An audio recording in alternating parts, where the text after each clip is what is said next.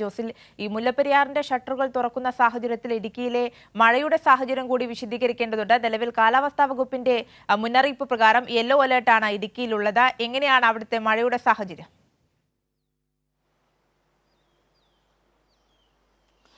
ആര്യ, ഇന്നലെ രാത്രിയിൽ പുലർച്ചയോടുകൂടി ഞങ്ങൾ ഈ തൊടുപുഴയിൽ നിന്ന് ഈ മുല്ലപ്പെരിയാർ വള്ളക്കടവ് ഭാഗത്തേക്ക് എത്തുന്ന ഈ രാത്രിയിലെ സമയങ്ങളിലെല്ലാം തുടർച്ചയായ മഴയുണ്ടായിരുന്ന ഒരു സാഹചര്യമാണ് ഉണ്ടായിരുന്നത്. എന്നാൽ ഇപ്പോൾ കുറച്ചു നേരമായി മഴ തോർന്നു നിൽക്കുന്നുണ്ട്. മൂടിക്കെട്ടിയൊരു അന്തരീക്ഷമാണ്. മഴ തൂളുന്നുണ്ട്, മൂടിക്കെട്ടിയൊരു അന്തരീക്ഷമാണ് ഇവിടെ നിലനിൽക്കുന്നത്. മറ്റ് അനിഷ്ട സംഭവങ്ങളൊന്നും ജില്ലയിൽ ഇതുവരെയും റിപ്പോർട്ട് ചെയ്യപ്പെട്ടിട്ടില്ല.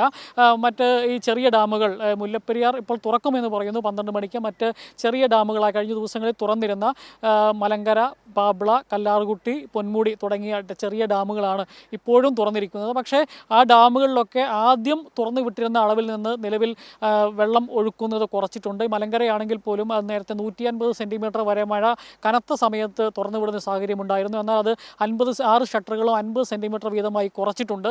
ഏതായാലും മഴ നേരത്തെ ഉണ്ടായിരുന്ന കഴിഞ്ഞ ദിവസങ്ങളുണ്ടായിരുന്നതിനേക്കാൾ അല്പം കുറഞ്ഞിട്ടുണ്ട്. ആശങ്കപ്പെടേണ്ട സാഹചര്യമില്ല. പക്ഷേ ജില്ലാ ഭരണകൂടം എല്ലാ മുൻകരുതലുകളും സ്വീകരിച്ച് മുമ്പോട്ട് പോവുകയാണ്. ഈ രാത്രികാല യാത്രകൾ, ചെറിയ ഗ്യാപ്പ് റോഡിലടക്കം അത്തരം യാത്രകളൊക്കെ നിരോധിച്ചിട്ടുണ്ട്. ഈ സാഹസിക വിനോദങ്ങൾക്കെല്ലാം നിയന്ത്രണങ്ങൾ ഏർപ്പെടുത്തിയിട്ടുണ്ട്. ജലാശയങ്ങളിലെ വിനോദങ്ങൾക്ക് നിയന്ത്രണവും നിരോധനവും ഏർപ്പെടുത്തിയിട്ടുണ്ട്.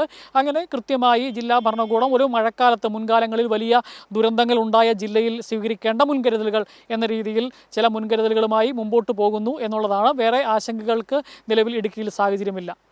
ആര്യ.